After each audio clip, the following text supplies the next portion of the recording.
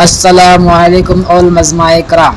आज मैं इस वीडियो के अंदर लेकर आया हूँ हलाला क्या है, इस्लाम में हलाला के बारे में हकीकत क्या है।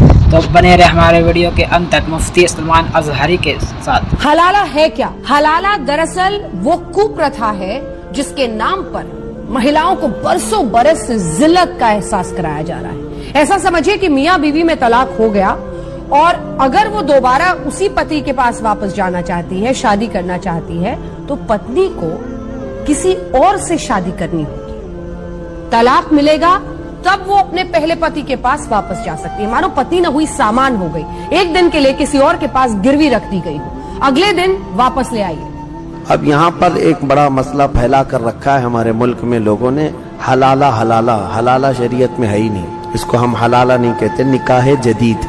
औरत को अगर किसी ने तलाक दिया, 3 तलाक, तो फिर अब वो औरत इस शोहर की इद्दत गुजारे और उसके बाद वो दूसरा किसी से भी निकाह कर ले। निकाह जदीद हलाला नहीं है। जैसे निकाह होता है ओरिजिनल निकाह करें, फिर वो दोनों लोग रहना चाहें तो रहें या फिर अलग होना चाहें तो अलग हो जाएं, फिर पहले वाले शोहर के लिए वो हलाल हो सकती है। लेकिन हलाल करने के लिए घुमाना किसी के पास, ये शरीयत में ऐसा है नहीं। बात समझ रहे हैं आप? इसी को कुफार और मुशरिकीन आज बहुत बढ़ चढ़ करके बयान करते हैं कि हलाले वाले लोग। हलाला क्या चीज है? निकाह जदीद है। दूसरा निकाह करे, वो औरत रहना चाहे तो उसके साथ रहे। एक सहाबियां हैं, उम्र दराज हो चुकी थी, उनके शोहर ने आपसी बहस में, तकरार में उनको अपनी माँ की तरह कह दिया। अपनी माँ की तरह कहना अपनी बीवी को, ये क्या मसला है? तो वो बारगाह रिसालत मआब सल्लल्लाहु अलैहि वसल्लम में रोती हुई आई, कहा कि मेरे लिए अब क्या हुक्म है बताएं। मेरे शोहर ने मुझे इस तरह से कहा है, ये जुमला कहा है। नबी पाक सल्लल्लाहु ताला अलैहि वसल्लम खामोश। अक्सर उस वक्त होता ऐसा कि अल्लाह के हबीब सल्लल्लाहु अलैहि वसल्लम कुरान के उतरने का इंतजार करते हैं कि अल्लाह ताला की आयतें आ जाएं, वही आ जाए, ताकि वो क़यामत तक के लिए लोगों के लिए हल हो जाए।